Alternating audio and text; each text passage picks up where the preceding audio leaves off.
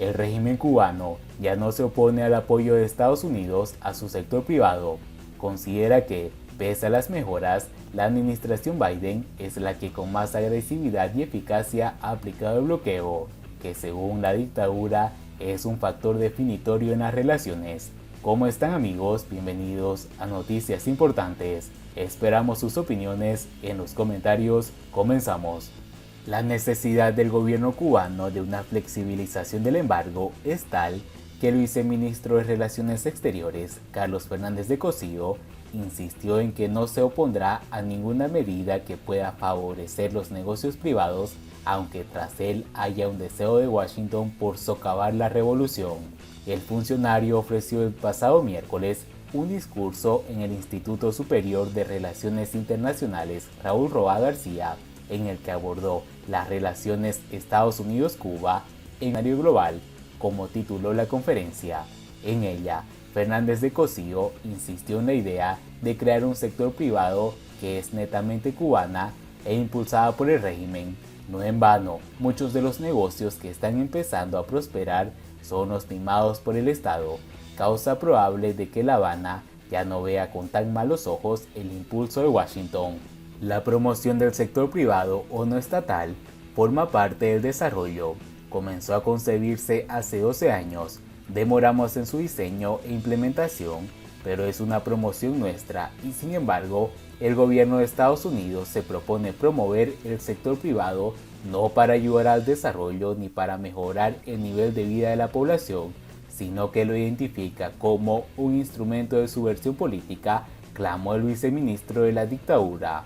Fernández de Cosío afirmó que el deseo de la Casa Blanca es erosionar el sector público del que depende la educación, la salud, el servicio eléctrico, el agua o la seguridad social, dijo, escogiendo convenientemente los sectores que citaba y omitiendo del mismo modo otros de sus mayores áreas de gasto, como el ejército y la policía o los negocios comandados por los militares.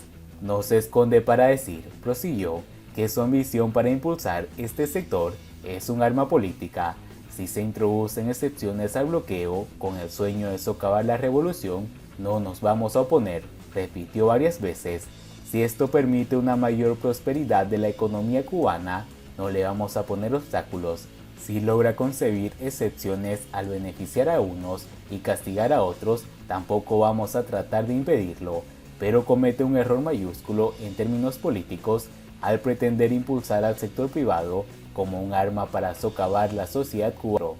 Además, introdujo esa disertación en una conferencia como una de las inconsistencias que, según Fernández de Cosío, comete el actual gobierno de Estados Unidos, el que con más agresividad y eficacia ha aplicado el bloqueo, acotó, puntualizando que eso incluye a todas las administraciones que ha habido en el país vecino desde que se aplica el embargo. Algunos lo asumirán como un mérito histórico, ironizó, al tiempo que expuso que, al menos, la administración Trump fue honesta al proclamar sus intenciones. Fernández de Cosío inició el discurso admitiendo que el último año había habido mejoras en la relación bilateral con Estados Unidos y ofreciendo su reconocimiento en esas medidas, entre ellas la más importante, el cumplimiento de acuerdos migratorios con la concesión de al menos 20.000 visas, muchas de ellas procesadas en Guyana, pero la mayoría en La Habana. Además, en enero se espera, añadió, que la totalidad se gestione ya en la isla. Existe un fenómeno migratorio irregular que afecta a ambos países y esto requiere comunicación, diálogo y cooperación, añadió. Otros intercambios mantenidos entre ambas administraciones, celebrados por el funcionario, fueron los operativos de las tropas de guardafronteras y la patrulla fronteriza, los de documentación falsa, enfrentamiento del delito o la salud. Además, avanzó en acuerdos relativos al medio ambiente. Fernández de Cosío agradeció la asesoría técnica y la ayuda material de Estados Unidos ante las tragedias vividas en 2022 en Cuba, el incendio en agosto de la base de supertanqueros de Matanzas, que propició el envío de 100 trajes de bomberos a la isla, y los $2 millones para la reparación de techos y casas caídos por el paso del huracán en septiembre. que empezarán a llegar según sus cálculos. En ambos casos, la ayuda fue ofrecida sin condicionalidad política, quiso dejar claro. Pero tras ese reconocimiento político, indicó que había otros hechos en la dirección contraria que indica que el bloqueo sigue siendo un factor definitorio en las relaciones bilaterales. Entre ellos, citó la designación de Cuba como país patrocinador del terrorismo, una medida infundada a su juicio y que provoca multitud de daños económicos, entre los que señaló la ruptura de contratos de 45 bancos que trabajan con la isla hasta ese momento. Otro fue la reciente inclusión en la lista de países que violan la libertad religiosa. Está hecha sin fundamento real, con argumentos que son deshonestos, y uno se pregunta a quién desean complacer. Ya no nos pueden decir que son presiones políticas en año electoral, consideró. También citó Fernández de Cosío algunas supuestas medidas beneficiosas que ha tomado la administración Biden y que, a su juicio de La Habana, no pasan por ser teóricas. La primera es el compromiso de permitir nuevamente que haya remesas a Cuba. Eso fue en mayo y hoy no hay flujo de remesas, reprochó, agregando que si eso se produjera, se deberá más a las acciones implementadas por Cuba, unas palabras que podían aludir a la creación de estructuras financieras opacas como es Orbit para eludir las sanciones. El funcionario también lamentó que Estados Unidos afirme que quiere ofrecer internet a los cubanos mientras les prohíbe acceder a los 200 sitios web comerciales de su país, algunos de ellos vinculados. Volvió a seleccionar a la educación, la ciencia, la tecnología o la innovación. Omitió, claro, que el número de páginas que no pueden visitar libremente los ciudadanos por medidas tomadas por el propio gobierno cubano. Aludió a los vuelos, admitiendo que, aunque se han incrementado y se reactivaron los viajes en grupo, ir en solitario a Cuba sigue siendo vedado a los estadounidenses. Si uno toma en cuenta la cantidad de funcionarios que se dedican al bloqueo, la cantidad de diplomáticos que en muchas partes del mundo se dedican a perseguir transacciones de Cuba, de pronunciamientos, no hay duda de que el bloqueo es el factor definitorio en las relaciones, insistió. Ya hacia el final de su conferencia, el político acusó a Washington también de tratar de impedir las misiones médicas internacionales.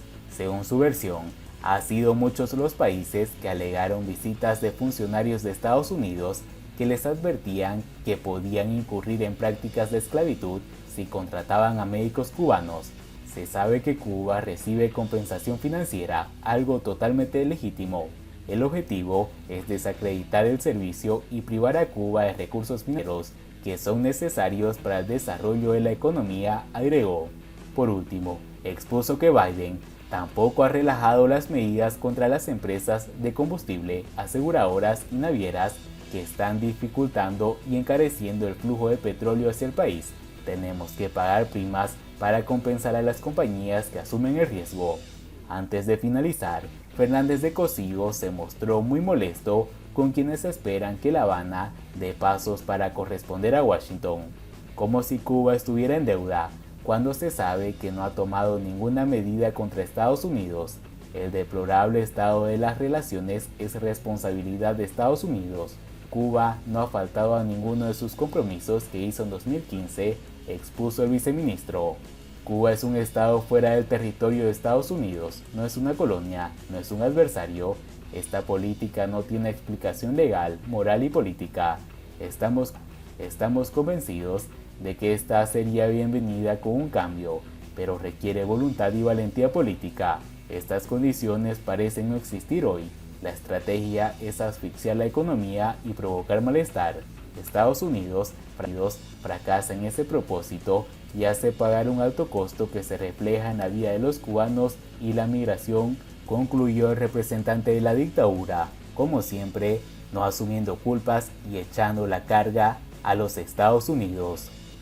Y bien amigos, así vamos terminando las noticias importantes del día de hoy.